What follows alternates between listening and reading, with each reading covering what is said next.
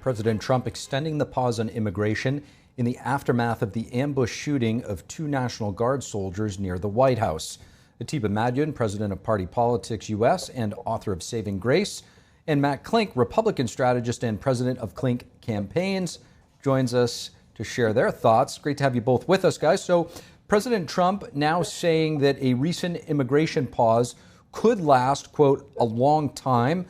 He suspended asylum reviews and halted immigration from some third world countries, as he puts it. This after the Afghan asylum recipient shot 2 National Guard soldiers near the White House. Atiba, should this incident prompt broader changes in our asylum policies? I think overall, there's a battle right now of fear versus hope. And should we pause it? I'm not sure we should pause it. Should there be tighter restrictions or better analysis of who we're letting into the country? Of course. But we have this battle, it seems like right now, where we are condemning every immigrant. And I don't think that that's the right way to go about it. And we see all these other things that are going along, whether or not it's ICE or the National Guard increase in Washington, D.C., all of it is just continuing to fester and create more fear, especially at a time of the year when we want to be more hopeful and want to be more loving and coming together during the holidays. But in terms of what happened, it was a drastic and it's a very sad thing that happened in Washington, D.C. But I don't think that that is the norm. That is just something that just happened to happen. The same way, unfortunately, we had a mass shooting today in California. Just these things, whatever, that continue to happen. They are happening, but it's not because it just lacks security. I think that there's some other things and issues that we can be looking at the culture of America and what is it that we're also doing that's creating these type of things. Matt, your reaction? A little bit confused. One, it's not America's problem that an immigrant killed 2 U.S. soldiers. They were improperly vetted, about 87 to 100,000 Afghanis who came in after the disastrous Obama pullout of Afghanistan. This guy was part of a special forces unit over there that was part of an assassination squad. He was clearly radicalized in the United States. And that's simply the fact. Now, pausing it makes sense. We need to get more rigid criteria.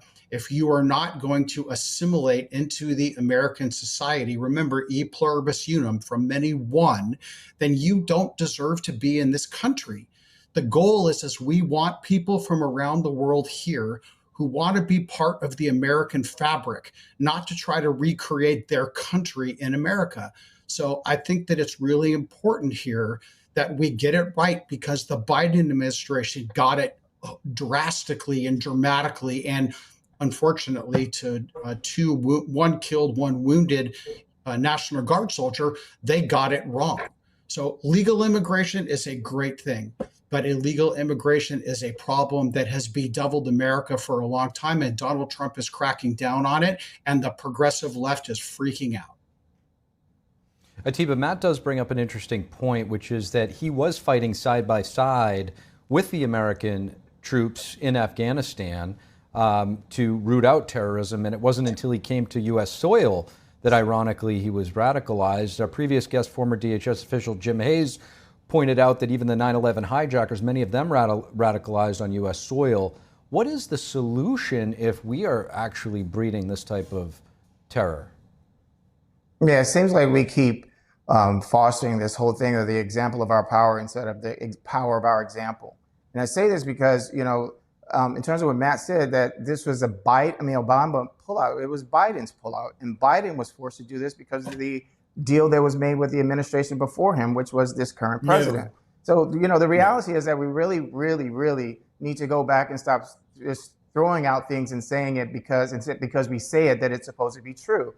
And all of this that happened with Afghanistan is also the byproduct of a failed policy that happened under President Bush in going into Afghanistan in a war that lasted for 20 years. So we could go on into this and go back and forth, or it's this person's fault, it's this president's fault, but that never gets us to the solution. The reality of the solution here is that there is a great deal of tension that's going on. When you put National Guardsmen in Washington, D.C. in the way that it has been done here in D.C., it creates tension. When you see an increase of police officers going into communities, it creates tension. There has to be some way in terms of, you talked about e pluribus unum. E pluribus unum is out of many one. That means out of many cultures, there is one. There's one America. That doesn't necessarily mean that we all have to be the same, that we have to adopt a white culture or a black culture or Native American culture. It means that we all have different cultures that are going on.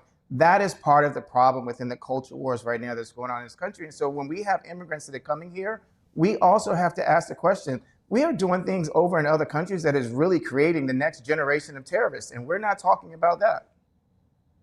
But Atiba, if I could just ask you, Matt, I just want to ask Atiba one question, which is, when you say that when you see National Guard and reinforced law enforcement going into the communities, who is interpreting that in a sort of tense manner?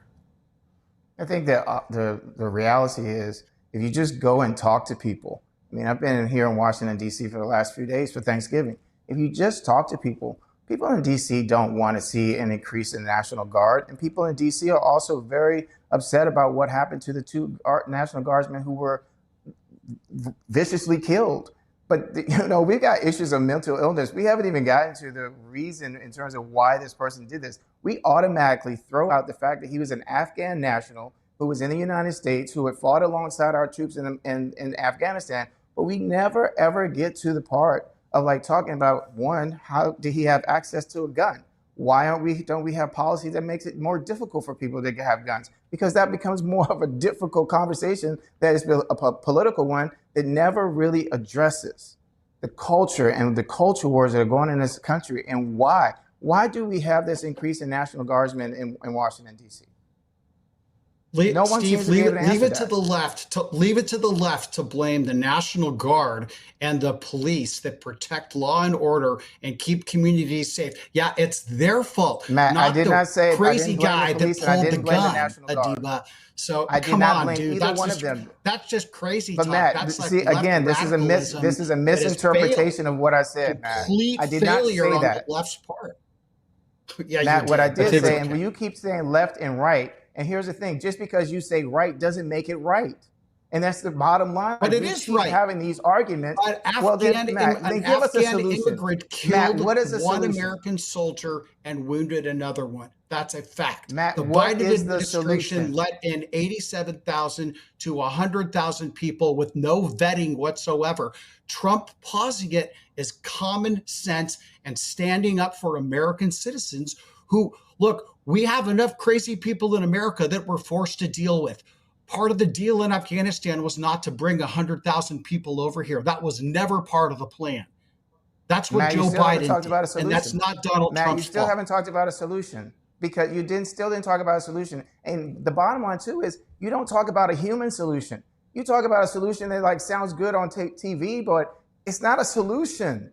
And that's why we keep going this, and things keep getting worse. Tell that to the family of the female National Guard member from West Virginia who is no longer alive. What's the human solution for that? It's not more mental health counseling. I'll tell you that. What's the solution for that?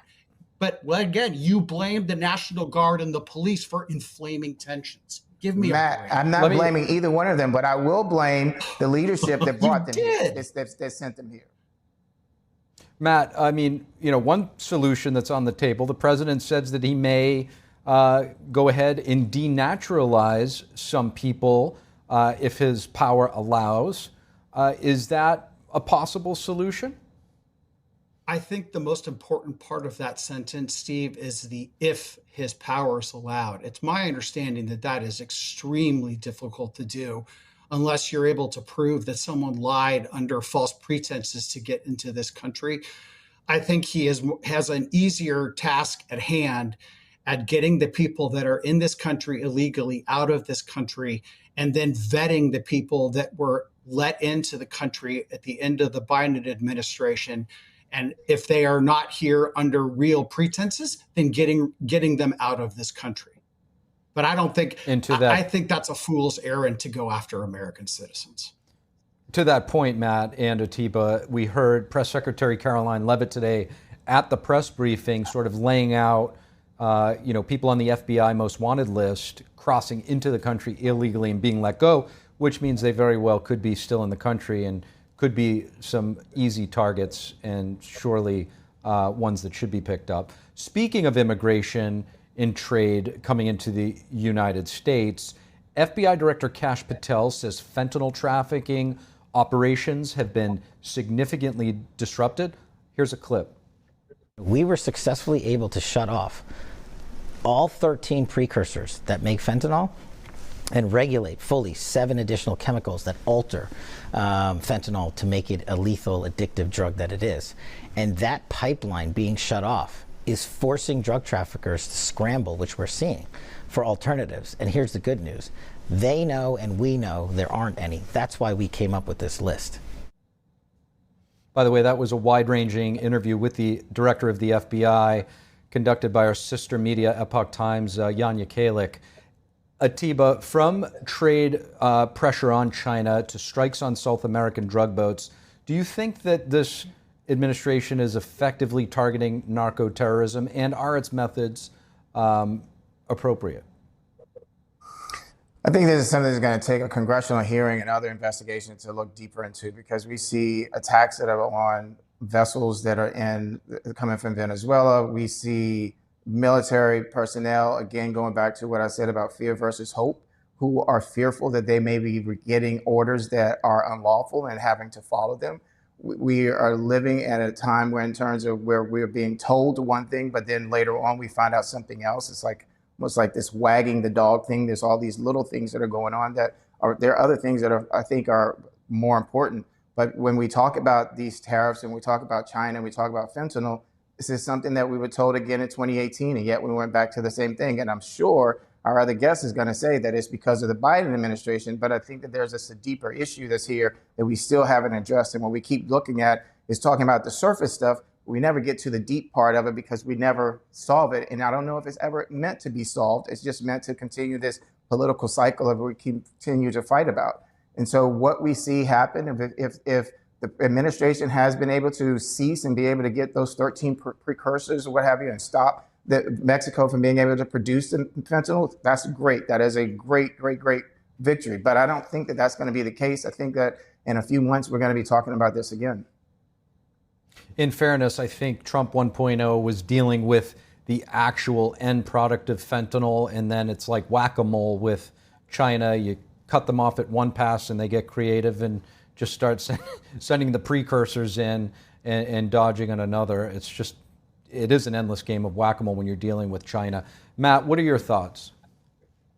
Well, I think that, a couple things. One, fentanyl deaths are down, which is a good thing. I think that the seizures at the border are down significantly, and that's due in part because the border has largely been closed under Donald Trump. I think that the deal that Donald Trump cut with the Chinese for those three chemicals and 7 precursors is a good thing. But I think that your editor nailed it when he said the question is if China adheres to that deal, which I think that the other guest said as well. I think that's the proverbial $100,000 question here. And I think the other thing that really no one is addressing is that I think that Donald Trump right now is rightfully focusing on the supply side of the equation. But the problem is that, and I think this has been raised by both Republicans and Democrats, that the demand side of the equation isn't going away.